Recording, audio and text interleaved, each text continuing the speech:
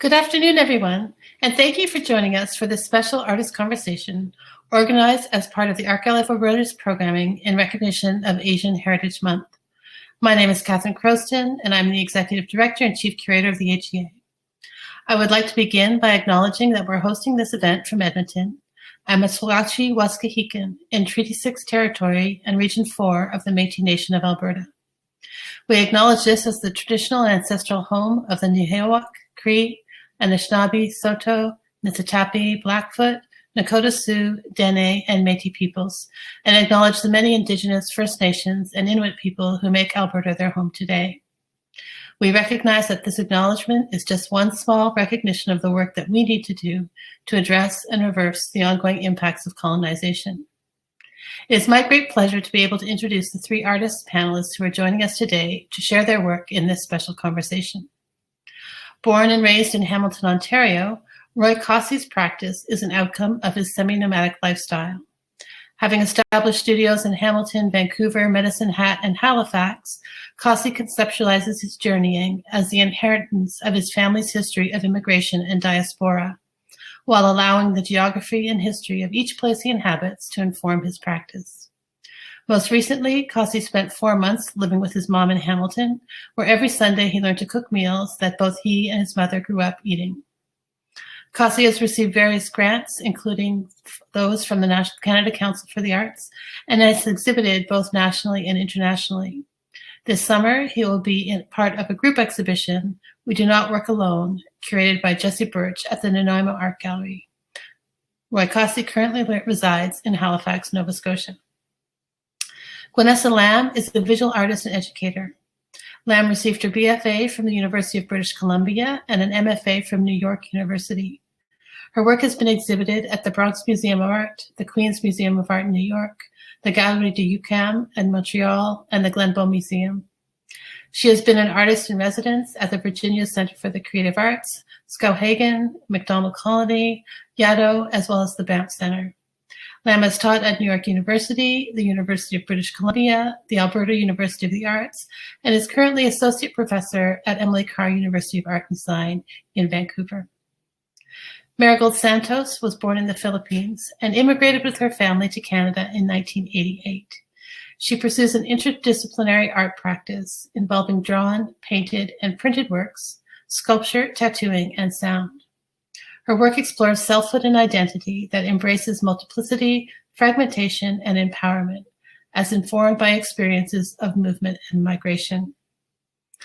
She holds a BFA from the University of Calgary and an MFA from Concordia University. As a recipient of grants from the Canada Council for the Arts, the Alberta Foundation for the Arts, and the Conseil des Arts et des Lettres de Québec, she continues to exhibit widely across Canada. Marigold maintains an active studio practice and resides in Treaty 7 territory in Mohkinstsis, Calgary. Before I turn things over to our guest speakers, just a few notes.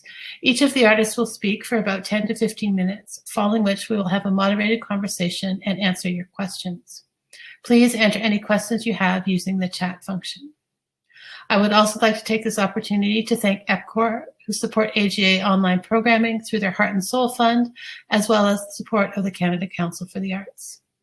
Please join me now in welcoming Marigold Santos.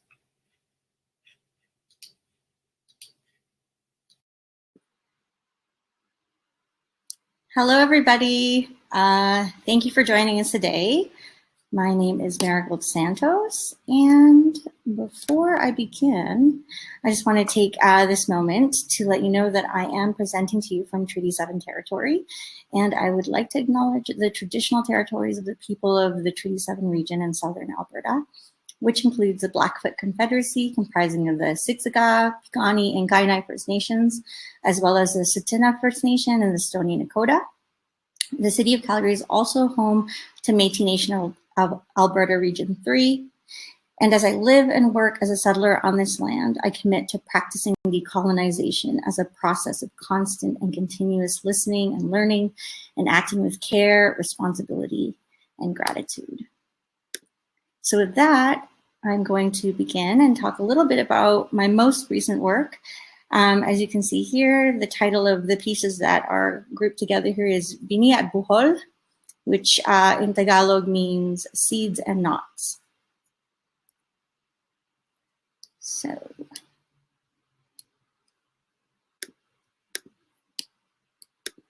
So this is my first slide here. This piece is titled Shroud Ananas Camosus. And as Catherine had said in my bio, my work really deals with themes of selfhoods that are empowered and that are fragmented and multiple through a look at a diasporic experience, where I critically look at the heritage of my culture to try to understand my personal experiences and where I come from and my roots and my ancestry and how they inform my identity today, which is a multiple and porous identity. So my work takes on the form of otherworldly images. So I borrow and I reference folklore of my heritage, fables, and sensorial memories of my own personal lived experience.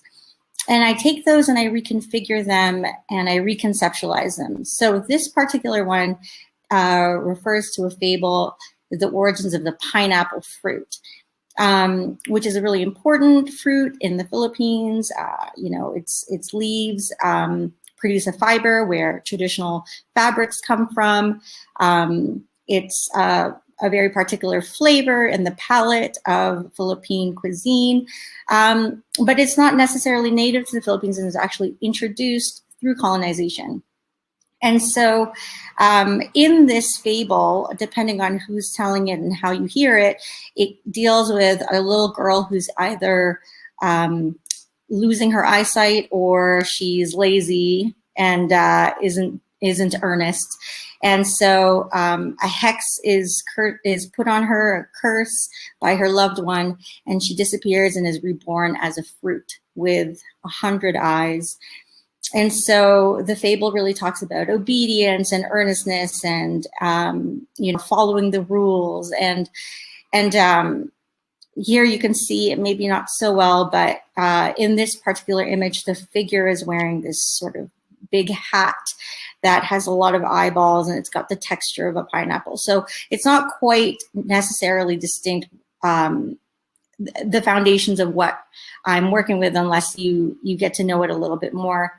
Often in my imagery, you'll see giant hats or big garments or objects that these figures are wearing, and they refer to the shroud that is an ongoing and continuous sort of part of my visual vocabulary. So here's the next one here.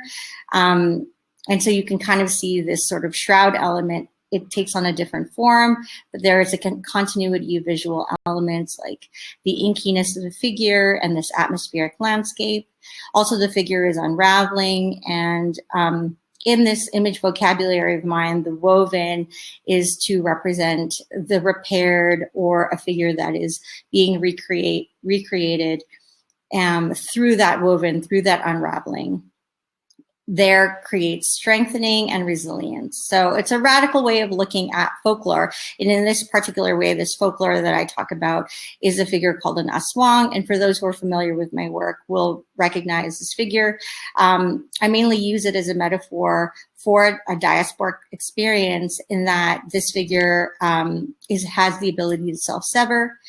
It comes from a rich history and also comes from colonial violence. So what I do in my work is I really reconfigure that, I invert it, and I create new meaning through that. In this particular one, the figure is dancing, which relates to folk dance of my heritage, and is holding a particular fruit. And this one are tamarind pods, in Tagalog, bisampalok. And again, tamarind is something that is very important in terms of sensorial memory. It's a flavor profile that's very distinct in cuisine of the Philippines.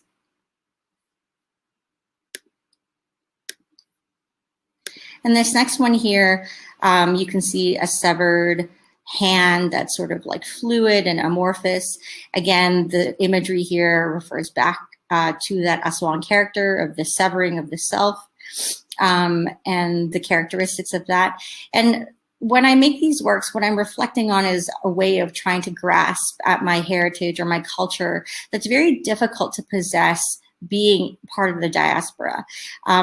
most of our learning is presented in fragments. So, I don't have the luxury of being immersed in my homeland and in that culture 24/7. So what comes to me comes in fragments, and it's okay to embrace that process and whatever process that takes shape in. And so some of those fragments that come to you are through sensorial memories, like taste or touch and smell and sight, and even invented memories that you kind of try to invent in your mind. So here, these fruits are sprouting from these fingers. It's called tambis, or a rose apple. And the next slide here is very similar as well. This one here, again, features a severed hand that's kind of fluid and amorphous, similar to the last one, but this one is referring to a fragrance, maybe a particular smell of a roselle flower, or it's a type of a gardenia. It's very distinct. It has a very cute smell, and it's found on wreaths and garlands in many, many, many households in the Philippines, particularly Catholic households, because these wreaths are used to adorn religious icons. So, when sort of tapping into this smell, I'm making these connections with my heritage, with my homeland, with my experience of my past, through this particular sensorial memory, which is transportative and transformative in itself. And the fluidity of this image really speaks to this identity or a selfhood that's always constantly in flux and in process and is evolving. And that in itself creates that self-actualization through that reflection of critical thinking and questioning and remembering. And the last two slides I'm going to show you are ink drawings of mine that relate to my tattoo practice. So the subject matter in these next two drawings have to do with my heritage again. So they are fragmented pieces derived from my greater work. So you might recognize pieces in there, textures from my painting, something from my sculpture. They all deal with the same concepts, the same themes. My tattoo practice is one and the same as part of my studio practice as a whole. These are ink on paper, and ink on paper obviously to me has a relationship to ink on skin. Very different, but they're cross-referential. And here I'm dealing with fragments of experiences. So you might see textures of the landscape of my heritage. You might see actual objects that then go to live on the skin of someone else. So in a way, when I tattoo, it's a way for me to create conversation and exchange and dialogue. And it's a way to share my culture and with another person, where we have this very, intimate and reciprocal environment. So some things that you might see in this flash, this is what we call flash. So it's available for people to choose from and get tattooed with, or might be, plants and objects, animal life that's related to my heritage. And, that one shape there that's kind of like a crescent, or I guess it's like a tombstone shape, is a sleeve. It's called a butterfly sleeve on a traditional dress that you would find in the Philippines, called a terno. And it's just one sleeve, and it might look abstract to others, but for some people who know what it is, it's very iconic, and they know what that is. And so when I create imagery like this, it really provides a way for me to connect with my diasporic community, and a way for us to have these ties through the imagery, through my reconceptualization of my themes, through dialogue, and in essence, a way for me to connect with my heritage and to keep my heritage alive in me as I live and learn and evolve through time. So that's a very quick summary of my work. Thank you so much for listening, and I'm going to pass it on next to Gwenessa. Thank you.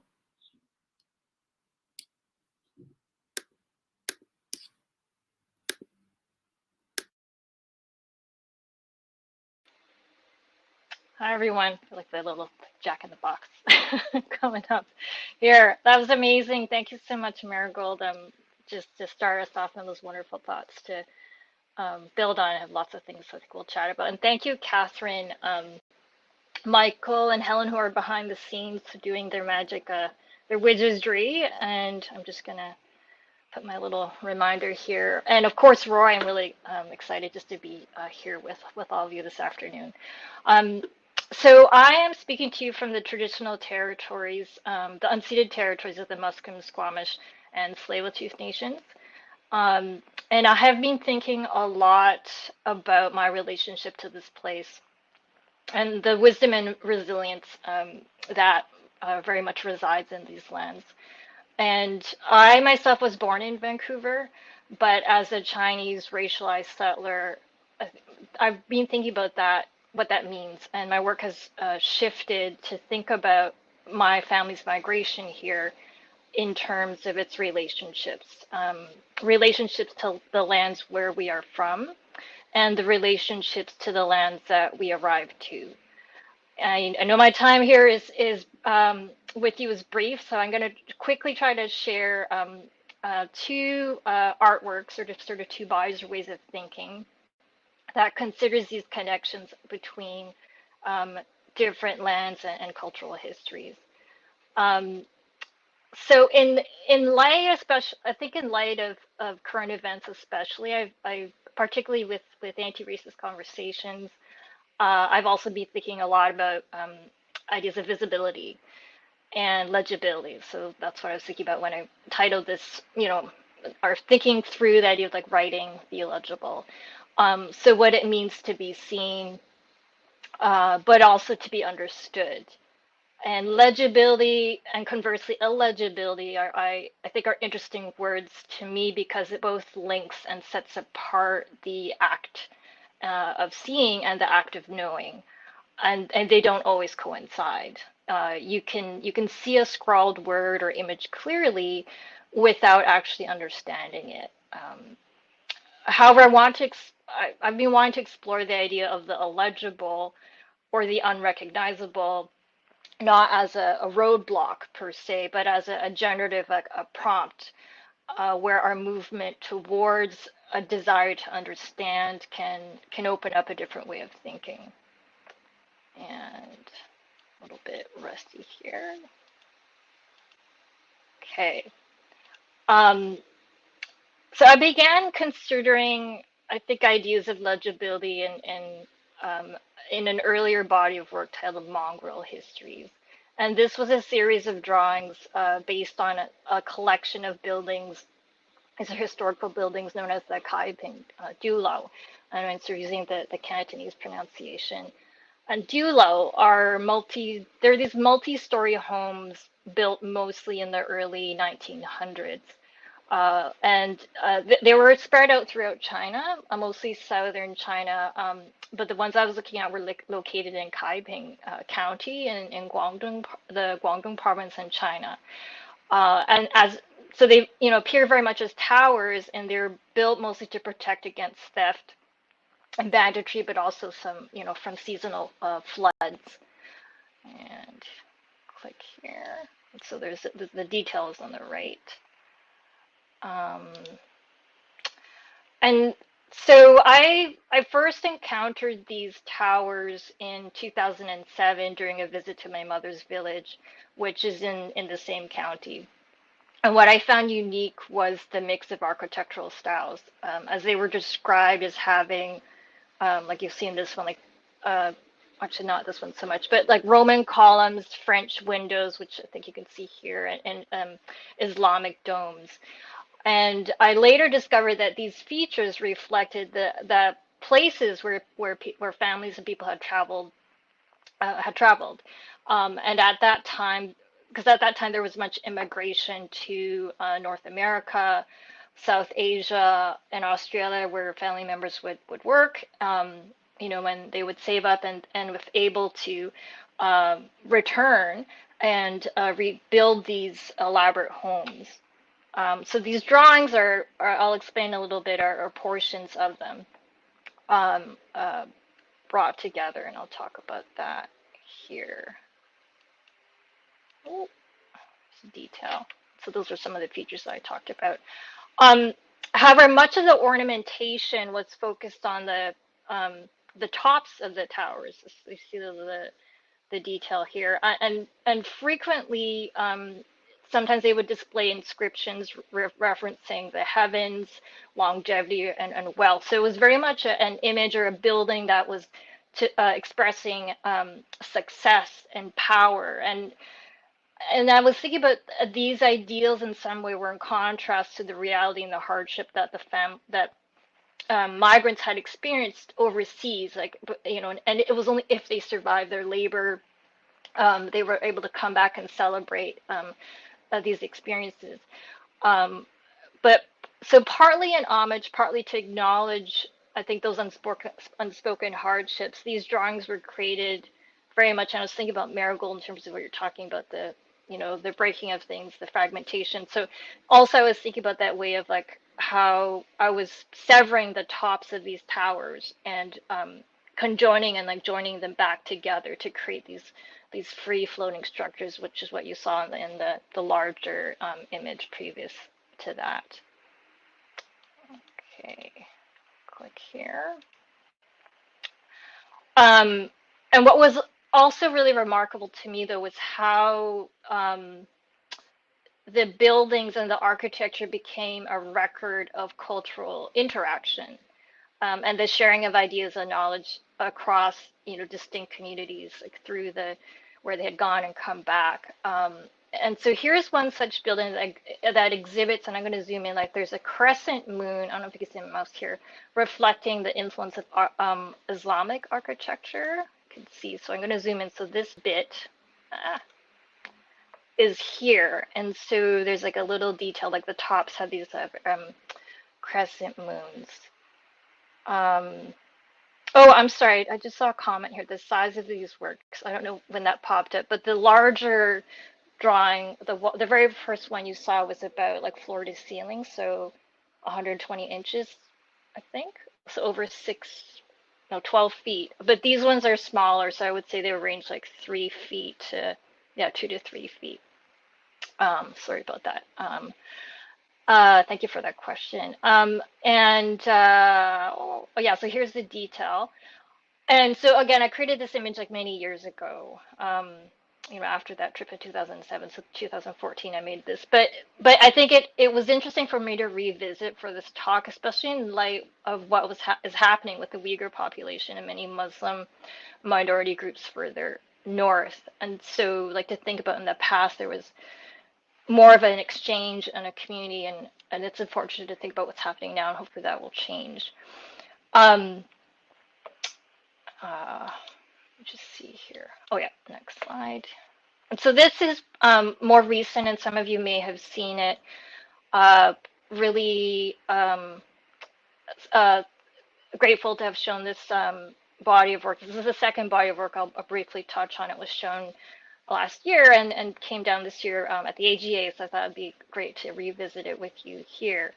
And so this was titled The Articulate Object, and continued in several forms. But this body of work was part of the Alberta Biennial last year, but it began much earlier through seeds of conversations that I had with colleagues about connections between Chinese and Indigenous communities in North America. And in these conversations, I came across this legend of Fusang. And so Fusang is a 7th century myth that describes the travels of a Buddhist monk named Huishan, who was believed to have visited the coast of the Americas in the latter part of the 5th century. Fusang was a name given to the land where the monk had traveled. So, that would sort of be currently at the west coast of North America. And there's little historical and archaeological evidence of the monk's journey, but amateur archaeologists have often found ancient Chinese urns and coins washed up, and they wondered whether these could potentially be proof of those encounters. And so most of the objects that were found were not historically significant, but every so often when something does come up or appears, it's interesting that myth sort of resurfaces along as well. And so I began thinking about it in creating this work. And so partly in response to this myth, I began to I think, look for similar yet to be identified or misidentified objects. Not necessarily just washed up, but perhaps they were already in current museum collections. And I was thinking about again this idea of relationships. So what historical relationships could have existed or could be imagined that could be embodied through these things that were mysteries to us in this collection. So that was a detail of the left wall of the installation in the museum. And it focused on the group of drawings and photographs circulated or looked at, like 3 case studies I had looked at in different museum collections. And sort of they're represented by 3 little organic clusters, which I'll unpack. And so this is just the wall. And so one sort of central piece that forms a cluster is a Saturna island ceramic figure, which is what you see. I don't know if you could see my mouse, but it's on the far right cluster. And the second cluster circulates around, focuses on this coin and an Aleutic stone lamp in the middle. And then not so much like a cluster, but on its own is a Ruby Creek stone figure on the left.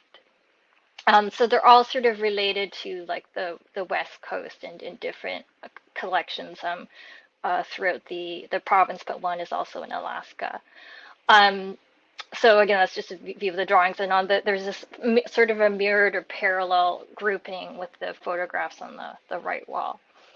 So as I sort of mentioned, there's the centrals to each cluster is that key sort of unidentified or yet to be identified artifact or misidentified artifact. And surrounding them I drew the artifacts that archaeologists,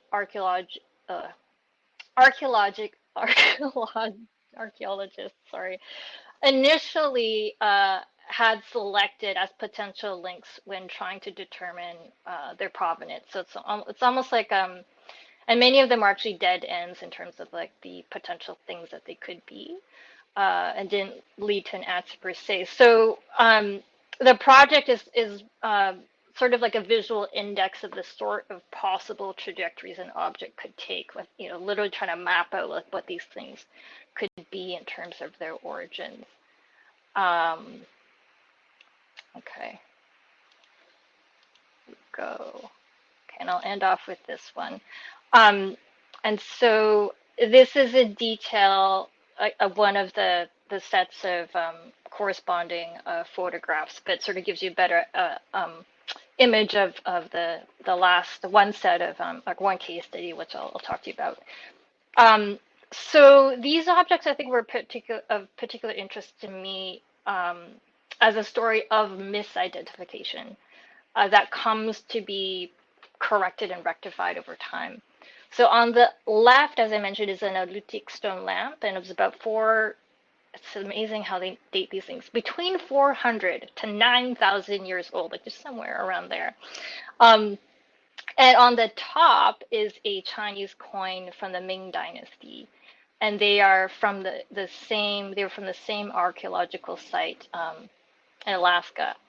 And the stone lamp and coin, like they're both currently in the collection of the Alaska State Museum in Juneau, and I have to really thank the staff there for helping me, providing very much the information I'm sharing with you today.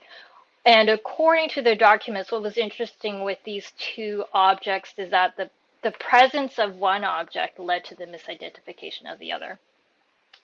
So they were found in proximity to one another on the same site. They knew the coin was Chinese, but the stone lamp they weren't quite sure about. And early documents mistakenly assumed it as like an Asian stone lamp, and they described the central figure as Buddha-like. And so now the museum identifies it as a lutique, and it's understood that they clearly originated from different regions. But what's interesting is we still don't know exactly how the objects came to be together. So there may have been a relationship in that the owner of the coin was also in possession of the stone lamp, or the coin came to the region through trade, if not directly through, travel. And so what is really powerful to me is that the more I am learning about the relationship between these objects in relationship to their lands, I think it provokes me to think about my own origins and the trans-Pacific pathways that led to the Coast Salish territories where I currently reside.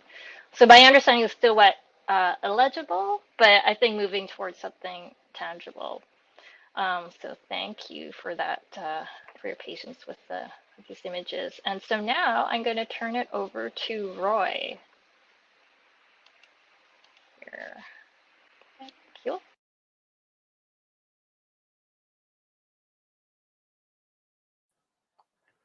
Hey, everybody. I hope you can hear me okay. So first, yeah, thank you for those fantastic presentations, Marigold and Gwenessa, and as well, the introduction from Catherine, and even just to be included, to be asked to participate in this panel, and alongside Gwenessa and Marigold, it's just been a real treat. Actually, it was kind of a very nice thing. And also thanks to Helen and Michael for all their behind the scenes help. So I'm just gonna I think I might have selected too many things to talk about in this time, but we'll just kind of make our way through and see how it works, and kind of just go from there. So I'll give you a little bit of background. I called my talk erratic, as you can see, and that'll kind of become a bit more, that'll become evident later. And so my name is Roy Caussy. I'm a first generation Canadian. I was born in Hamilton, and I was raised by immigrant parents who came to Canada in the mid 70s. And my cultural background is Mauritian, which is the island of Mauritius in the in the Indian Ocean. And sorry, just waiting for that. I don't know if you can hear that emergency vehicle. And my family is also part of the Indian diaspora. So my first ancestors to arrive in Mauritius were indentured laborers who were swept up which is kind of part of the British Empire, right? So that kind of has an effect, kind of plays out in my practice in the kind of mythology of how I understand my family history. And so kind of what does this mean, right? Like, how does this all play out? So eventually we get to Hamilton. My parents have kids, my sister and I, and, and we look brown, but, we say roti with a hard French R, right? So instead of saying roti, we say roti, right? Like everything's kind of Frenchified that way. My parents spoke Creole in the house to each other. We spoke French as a family together. And so that's kind of like some of the differences. And then also, it was really because there's not really many Mauritians that leave the island. It was kind of just this enclave of the four of us, my dad, my mom, my sister, and I, kind of existed together. But fortunately, I also grew up in this apartment building in Hamilton called Camelot Towers. And it was full of immigrant children, right? So that was kind of amazing because then you had people from everywhere, right? From West Africa, from Argentina, where else? Korean background, Persian background, Gujarati, like it was kind of everything. So we got this really kind of international kind of upbringing, actually, even despite the fact that we're growing up in this very kind of white Hamilton kind of culture environment, let's say, right? So that was kind of something interesting, which led to this very kind of wonderful, developing this ability or an agility with learning to get to know people who are different than you, learning to have conversations with people who don't share the same understandings or beliefs as you. And as a kid, I never really saw that as anything special. But then I kind of, as you grow up and you meet more people who had very different upbringings, you realize that was actually quite a unique thing.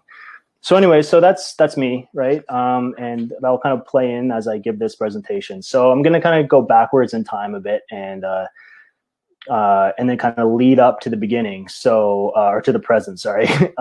So this first project is from 2009. and it's called the Clay Cup series, and it was a collaboration with my friend Maggie, and took place in 2009 in Vancouver at Centre A, which is also known as the Vancouver International Center for Contemporary Asian Art. And so for this project, basically we're heading outdoors. This is a shot of Maggie carrying shovels, and we're going to dig up natural clay deposits to bring back to the gallery. And so this is basically what we ended up with. And with that clay, then we end up creating all these tiny little clay cups. So if you've ever been to, just go back, if you've ever been to India and, you know, had chai in those clay cups at the train stations, then that's really where I got this from, was on one of those trips. But, you know, it's now kind of repurposed, right? It's like making its way into Hamilton or into Vancouver, and it's being made between these two friends. And so as people walk into the gallery space, you can see we've set up this little artist studio with the clay there in the background, and a work desk and a kick wheel, and people walk into the space, and we ask them to take a clay cup and to join us in a drink, whatever that is, and then when they're done, to smash the cup on the ground. And so you can see all these shards are left, you know, just kind of are all the broken cups, basically. So so the whole exhibition is really this, it's like a balance between the labor of producing new cups and the destructions of the fruit of that labor. So what's left is really just this gesture. And because it's a gesture between two friends, you know, it's really a gesture of friendship that's kind of portrayed as this gift for humanity. And so these are our gifts, right? Like it's really immaterial, actually, that kind of idea. So the friendship. And so that kind of, you know, that comes out of, for me at least, that's important because of how I grew up, right? Like I didn't have relatives around me. I just had those friends that I cobbled together, immigrants or not, who were, or children of immigrants or not, who were, you know, became our family, because it was just, like I said, the four of us in Hamilton, right?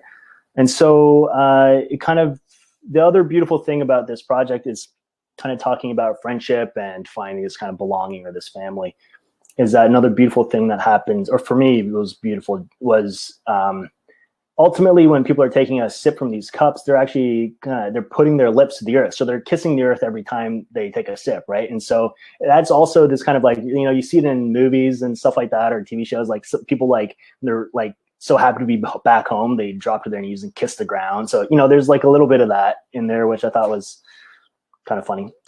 Anyway, so this next project is also from 2009. So, you know, I'm talking about some old stuff here.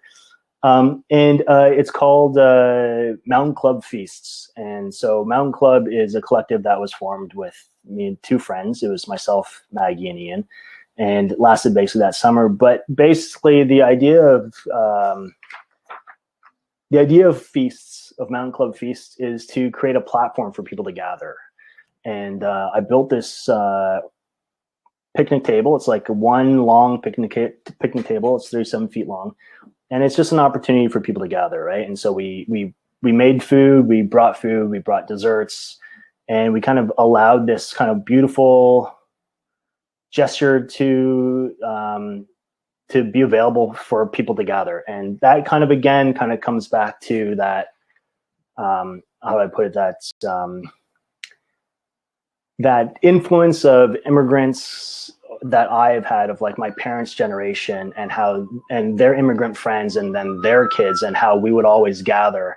And it would always be kind of like this, not an imposition on each other, but, you know, my mom would tell stories of how, you know, sometimes 2 carloads full of people would just show up, and like new immigrant friends they made, and they would just have to host them, and how wonderful it was. Like there was so much camaraderie and so much joy, and it was just such a fun, kind of wonderful time. And as a kid, I remember those too. And you're just like, okay, this is great. I just have a bunch of new friends, like it's playtime. And, you know, that was kind of my family again, like I'm talking about. So these kind of ideas kind of keep slipping in, which is trying to generate your own community, your own friendship. And so in a way, these people who gathered are a temporary kind of community, let's say, right? So, yeah, and here's just a couple more shots of the gathering. I should get more on top of clicking the slides. So this next project is called Erratic. It's from 2015, and we kind of shift gears here, right? So now I'm kind of leaving behind these actions and just existing solo, basically, right? So this was like during my master's program. So, and so Erratic is actually named after the stones that are carried by glaciers during the last ice age. And as those glaciers travel across the landscape, they end up depositing these stones just randomly throughout, right? And also as the glaciers are traversing the landscape, they're altering the landscape entirely, right? So when you alter the landscape, you alter the culture as well, because you create new flora and fauna, and you're leaving behind these like these aliens. These stones are called aliens. They're called erratics. So erratic is the name of those stones. I don't know if I made that clear, but yeah, they're these alien stones. And so that kind of was this beautiful kind of analogy, I could say, for my family history of that diaspora, right? Of just like my ancestors getting swept up by the British Empire as indentured laborers, and then ending up in Mauritius and being fully severed ties fully severed from India. Like, we don't even really know where they came from. And so they just had to create a whole new culture, a whole new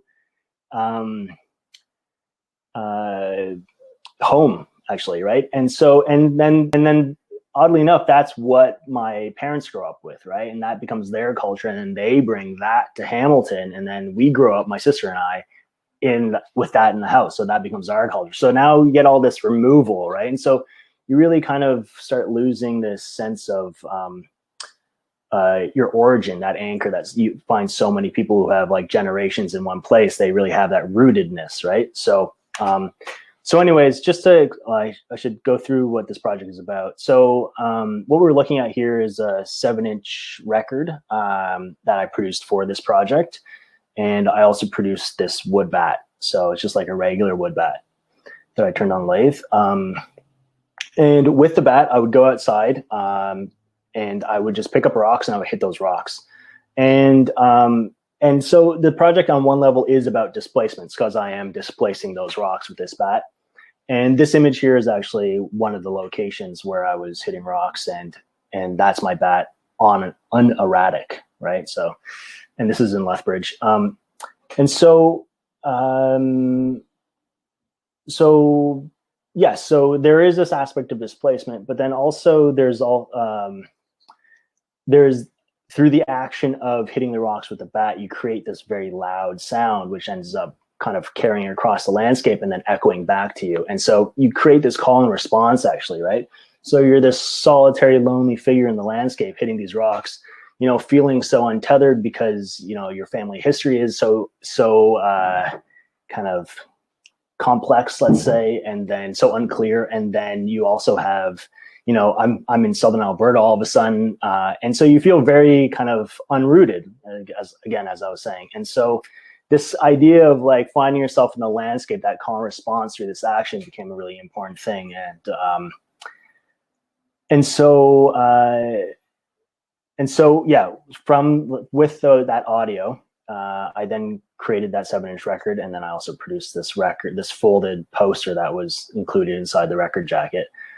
And so you have the album front and back, and you can say it says recorded on location at Cottonwood Park and a couple other places. And yeah, and so then kind of going back to that idea of the sound, you have this beautiful kind of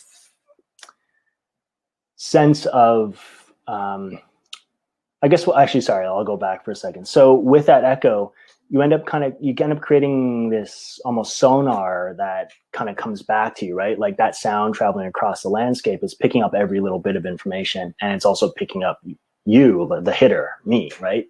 And so, and then when that call comes back to you, it's bringing that information back. And so even subconsciously, it's this kind of beautiful kind of identifying yourself within a place, which for people with my kind of family history becomes because it's so lacking, it becomes this important thing to try to grasp. And I find that personally, some people either dive right into it, trying to like root themselves like very much with their own family and kind of setting down roots that way.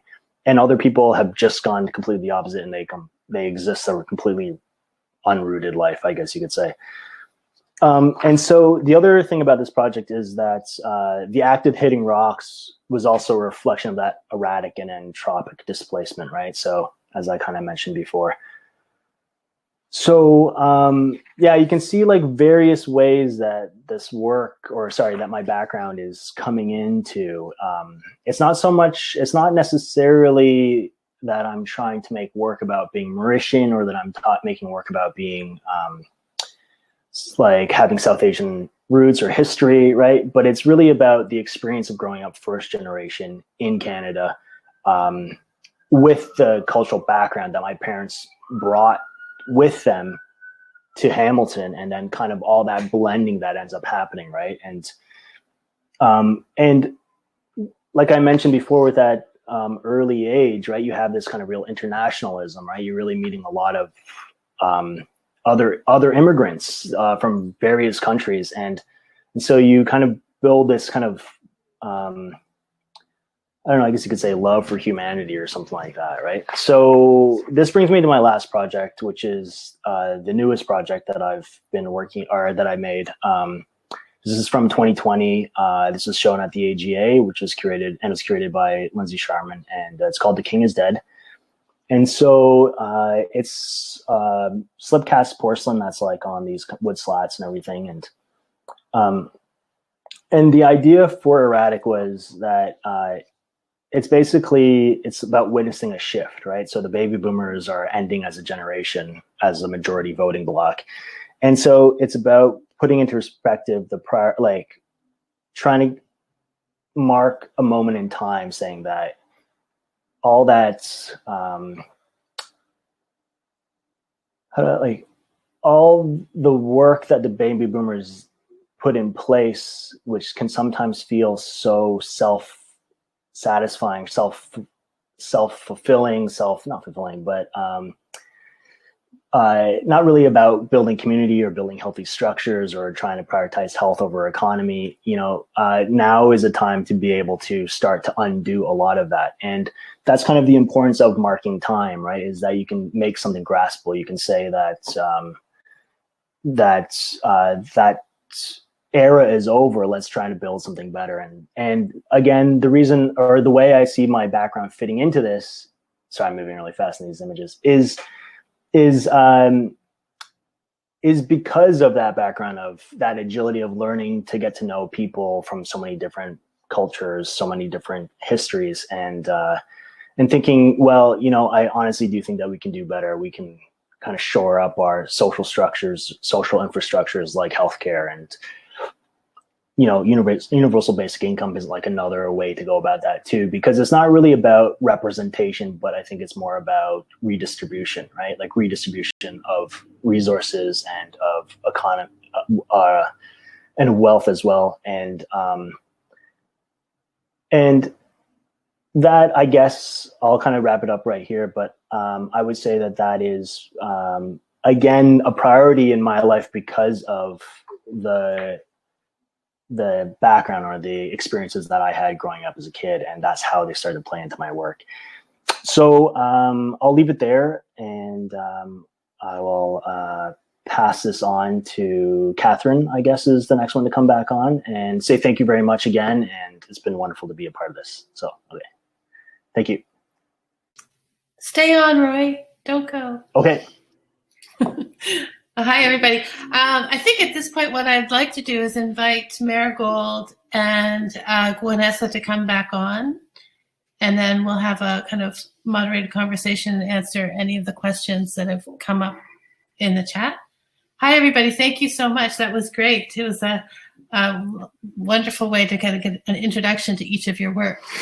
I just wanted to start off, as I mentioned in the introduction, May, of course, is Asian Heritage Month in Canada, and it's a month intended to recognize the contributions of Canadians of Asian descent, and I think by extension is thus necessarily also about the diasporic experience. which I think is just as important to each of your practices as your heritage is. And I think it's also important for us to note that the diasporic experience is often tied to histories of colonization. So, and I know that has come up in conversations, I think initially in Marigold and with Roy. But the one thing I'm struck by is all of your works seem to be pushing towards a rediscovery or trying to express histories and places that you have moved away from or have been separated from you. A loss, and there's also a sense of a loss or uncertainty of origin. And in some cases, it comes up with the question of, in your case, Gwenessa, where are these things from and who made them and how did they come to be together? So I'm curious to know from each of you whether you think your work is an attempt to express a sense of this uncertainty or whether you think it's an attempt to find some solidity or to create some kind of solid meaning in some way. So that's an open question for everybody. Personally, I maybe I'll just jump in. I feel that it's really like, so one thing that this pandemic has really shown us is that there's so many cracks that people can fall through, so many aspects where you can just be too precarious, let's say, like you've been existing precariously, and then now there's a lack of support all of a sudden. And so for me, it really kind of comes back into that, right? It's not necessarily about trying to shore that up to become more secure for myself, but about about understanding just how precarious can feel, I guess. I don't know if that makes sense actually, but then you're like, okay, well, what are ways that we can go about fixing that? And personally, I start seeing it as living wage for everybody, all that kind of stuff, right? So right. The message is constantly in there. But that's me, so I'll kind of turn it over to anybody else. Yeah, no, I can add to that too. That's a great question, and Roy, yeah, I'm glad how you opened it up in that sense, and even and just and thinking about that precarity. And I was just also thinking about even like the words and the ways in which both of you had brought it in your works. Like Marigold had said, like I wrote these down because it really resonates, like the porousness and then the weave, and then and this idea of an exchange also in Roy and your work too. So I feel like for myself, it's there are moments where I want to, I think, make things solidify, but in a way I feel like that I can't. And in a way that I think the strength and the agency is almost like both of the images that you've presented of how do we create not only an image but an actual, like Roy, like how you talk about in terms of like the actual way of living through it, of something that that has to be flexible. Like I think if anything, the things I feel like I've learned, especially in what's going on with COVID and the pandemic, is things can't be like solid. There has to be a way in which things are flexible. And I think both of you, and this is something I'm trying to think through in the way with our backgrounds and the way we're trying to navigate the difficulties of who we are as something that could be made a strength, but not one that is like, I don't know, the word of like, yeah, like of something concrete is so difficult. Anyways, I'll stop there. Yeah, that's a great question. I think for me, when I'm making my work, it's not so much about making anything solid for me. It's more about maybe becoming comfortable and creating reassurances with the uncertainty and the sort of fluidity of it all. And that embracing some of that nuance, embracing the like unsolidity can actually be a source of strength and can be something that can be celebrated rather than be a vulnerability or a weakness. And that, you know, it sort of gives an opening to rebuild, an opening to repair, to reconsider. So I think all of that are just maybe opportunities to reconfigure for yourself and for like a greater community, how you want to think of things, and recreate, imagine. Actually, I have this quote that I came across before. I was like, when I was working on this, but it kind of relates to what both of you, Gwenessa and Marigold, are kind of mentioning, and to your question as well, Kevin. But I'm just going to read the quote. It's really short, but it's, what is the stress of diversity? Can it be overcome so that more people can feel welcome and thrive in these environments of little diversity?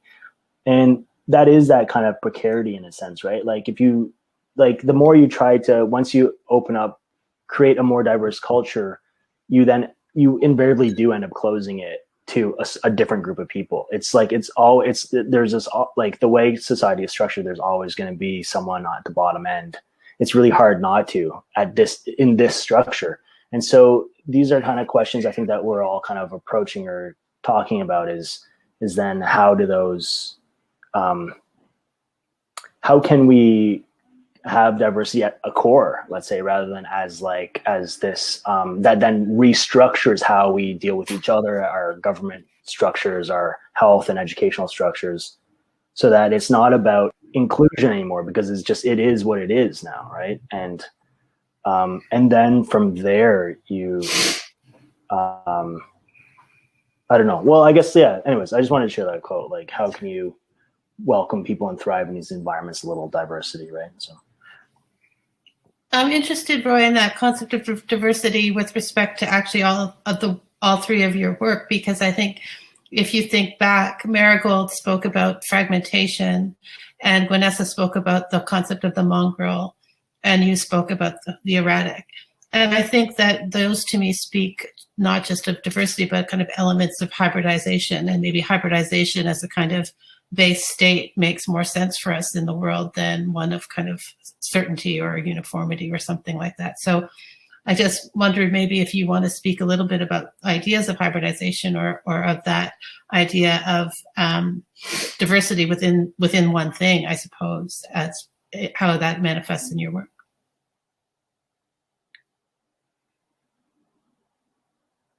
I think maybe I'll start with that. You know, the way that I use folklore in my work to talk about multiplicity of self is a way of speaking about that hybridity, is that, you know, being able to embrace multiple versions of yourself and being able to hold different tensions at the same time, and having that be something that is empowering rather than something that is debilitating. And I think that, you know, as a POC, oftentimes we do so much labor. We're constantly code switching depending on our environments. And I find that when I was initially creating my work, that was what was in my thoughts, was that I feel I have to be such a multiple person. And it's not one way or another. It's not necessarily good or bad. It's not a binary thing. It's a thing in the world that we live in and that we are constantly evolving through. And it's not anything that I fault myself for, and that I find disingenuous. I find that it's a survival and it's a way of being. And it will change. You know, I feel like holding multiple tensions, holding multiple multiplicity in oneself is an important act for me. And it's an act of resilience. It's also an act of protest. And I think it's just important, you know, for me to remember that. Yeah, and I can build on that too. I mean, I think for me too, it's also the idea of like the holding together and the multiplicity. It's a great way of thinking about it too. And I guess for me, I really I think for me, hybridization has changed in the idea of like living in those tensions. Like instead of before, I think if we look at like the way, for me anyways, the things have evolved. It was, you know, the belief of having things fit together, like they no longer can. I think that model for me has like broken. It's about those fissures, but now like how do you build a net of difference? Like thinking about not only a coexistence, but to be able to realize that those parts that are different will be in tension, and it's difficult, and it's not going to be harmonious, but they need to coexist. So there's that tension point in it. Yeah. So the multinodal. Yeah. Yeah. So as Catherine has mentioned, like, yeah, so with the reference of the erratics in my work, right, it's really kind of talking to this the history of indentured labor, right? And there is something so unequal in that, where you can just kind of take somebody and displace them and then tell them to work there and then just kind of keep them in servitude for such a almost indefinite amount of time, right? Is like, like the contract keeps getting prolonged, right? But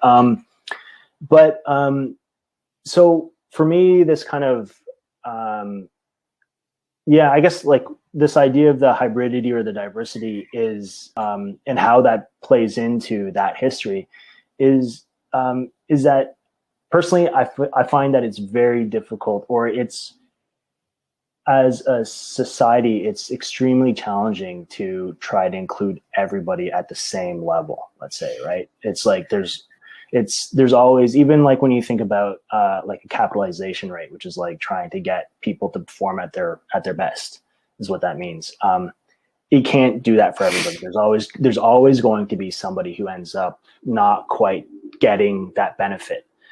And so it always comes back to this for me: how can you make people less precarious, which is like your last question as well, right? And so it comes back into the structure of our government, of our institutions, and how we prioritize. Like, again, right? Like we've been learning over the last year that we can't just prioritize economy. We actually have to prioritize health of citizenship, right? And so that becomes how you start to tackle hybridity and diversity. You just make everybody able to support themselves, to take care of themselves, to feel some kind of sense of belonging through not having to struggle harder than the next person, let's say, right? I mean, obviously there's always going to be these challenges that are unique to each set of people, but that kind of is how it comes back to it for me. And again, this is partially, or in part, has to do with that history of indentured labor. And like, you're just like, oh, they could just be snatched up and well, not really snatched, but I mean, like it's not a fair deal. It's not a fair shake. Right. And so, that structure, that still exists in that's a minimum wage job in some ways, what I mean? Like it still is present in our society now. And so, how can maybe hybridity and diversity looks different moving forward than what has, as our generation, as we know it presently, right? But I think it starts with the structures that we implement, like the redistribution, I should say. I think I'm just going to ask maybe one more question. I think we have a bit of time. I think that what I'm finding fascinating as well is, particularly, Roy, when you're talking about kind of the history of indentured labor and that's impact on your family history. And in the work that you are all making, there's different senses of history that are arising, or different senses of memory, I think, Marigold, you talked about sensorial memory. And we also spoke, and then, the memory that comes from smell and that kind of memory. We also talked about, family history and the memory of family, as well as kind of history and memory that's embedded in these objects, Gwenessa, that you've been working with that are, centuries and centuries old. So I guess for me, there's a really fascinating kind of play between history and memory in all of your work as well. I don't know if that's a statement or a question, but. Yeah. Oh, go ahead, Marigold. I was just turning my audio on. Just to quickly add to that, for sure, when I think about, my own personal lived experience, which is the jumping off point for my work, it tackles bigger issues where I'm investigating and learning for myself the history of my culture, the history of the Philippines as a colonized nation and its, identity that has formed over time and evolved over time through, violence and through non-consent. And so, my work tackles these very big and important concepts through distilling it into looking at the folklore that's come out of that, and out of colonial violence, and how folklore is used as a way to create order in oneself and to give meaning in an understandable way, to sort of pass it down for good or for better or for worse, and how we kind of survive through those moments, through that history that is so inherent. And the Philippines is a super rich history of colonial violence over hundreds of years, and understanding what that had done to Indigenous populations in that archipelago. So I feel like looking at, my own lived experience, which is just like, microcosm, and then the macrocosm of where it comes from and how that informs my identity, informs sort of like a way of understanding people of similar histories and also within similar regions.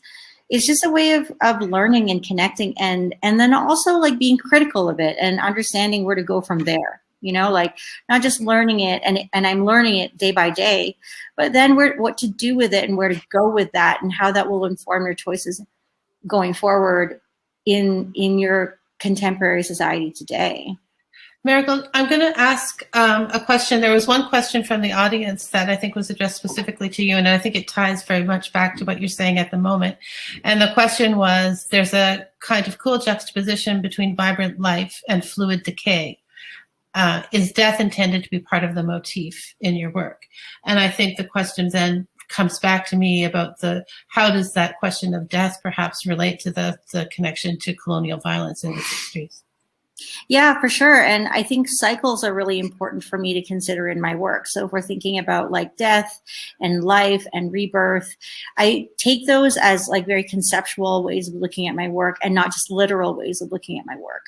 So of course, when we think about the folklore that, and if people are interested, they can maybe get in touch with me or look at the work of that I do in detail.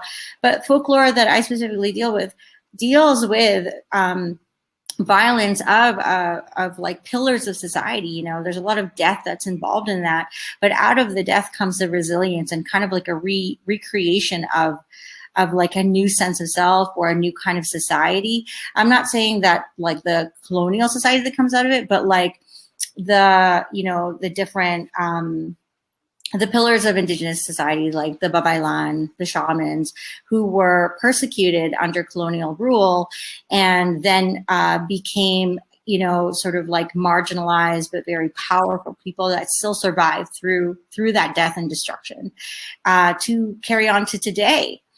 And so, yeah, I feel like there's always going to be that bit of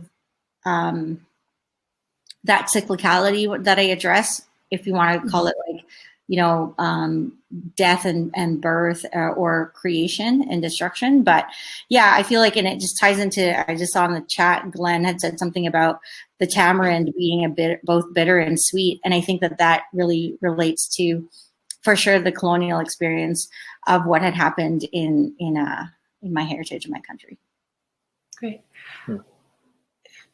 Roy or Gwenessa, I don't know if you want to answer my previous question or if you lost track of it, or whether you want to say anything as kind of closing remarks. But. Well, do you want to go, Gwenessa, and I'll, or... Go in order. You go ahead, Roy. You have good things to say. I hand it over to you. Yeah. Well, I guess I would just say that, so, I mean, I'll just kind of just to refresh, but I mean, it's kind of like the question was about the history, like how the history plays into, And so for me, it's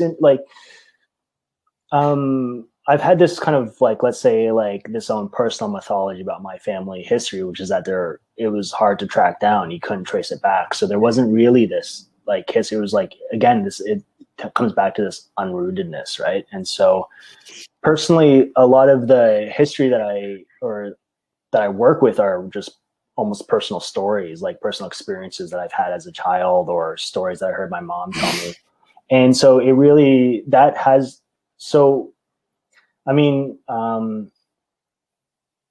so it kind of, there was almost, for a while there was almost nothing for me to carry, right? Like I really identified with that saying, Rolling Stone gathers no moss. Like I think basically up until my 30s, like that was how I lived my life. And then eventually I was just like, like there's actually it was thinking, actually it was funny. I was thinking about this book, Unbearable Lightness of Being by Milan Kundera, and what that means, right? And the unbearable lightness of like not having that responsibility, not having that weight to carry, which is responsibility, and with that comes belonging, actually, right? And so that kind of was this shift where then that's where I started trying to explore that. It's funny. It's like when I think about it now, it's almost like an anxiety, right? It's like you're exploring this being unanchored through these projects, and that starts to create, starts to unravel this history, let's say, right, to make it more tangible. But it's funny though. Recently, this last year, I was in Medicine Hat, and I was like in my apartment building, and I was just like, is this my life? My neighbors were being like super loud. They're probably like just partying a lot because the pandemic was just starting and there's like way too much solitude, let's say, right? And I was just kind of in this zone. I was like, I feel so disconnected from like who I was as a kid. Like now I'm just like unmoored in Medicine Hat in this really weird apartment building. And I was just like, okay, I know I'm going to Hamilton. And so then for a few months before I come out here to Halifax. And so I was like, okay, like, let's just start, like you read in my bio, my intro, right? Let's just start learning some of these dishes from my mom, and let's start rebuilding that kind of that cultural, let's make that culture tangible again for myself, so that now it becomes something that I can carry with me wherever I go, right? And so that was actually, it's something that was extremely personally important, but now I'm starting to see just how much that's in line with my practice, right? And again, that kind of comes back to this idea of the histories that I carry are personal experiences. And then now having this experience of these cooking lessons with my mom was another way to carry that history, let's say, right? So, yeah. Thank you. So, Gwenessa. Yeah, no, I'll make it quick. Roy, that was just great. I don't want to mess that. Should have had you close. But yeah, no, I think just adding briefly, it's like everything's sort of being said, but it's like, for me, it's also just thinking about history in relationship to futurity, actually. Like I think likewise, like I have no knowledge of my history, just because of certain traumas, it just isn't spoken of, and I'm trying to actually learn about it, but all I have to turn to are institutions, like I think, which is why I've been drawn to the museum collection, but the problems of that. So thinking about history actually in relationship to moving forward. So maybe I'll end it there. Yeah. Okay. I think we have no more questions in the chat. So I just want to thank all three of you for spending this time with us and sharing your work, but also a lot of, I think, personal stories about yourselves and your family. So thank you very much for all of that. It's been a great pleasure for me to have had this opportunity to host you and to share this kind of hour with you. So again, thank you to Marigold, Roy, and Gwenessa. It's been a wonderful afternoon. And I hope you have a pleasant evening.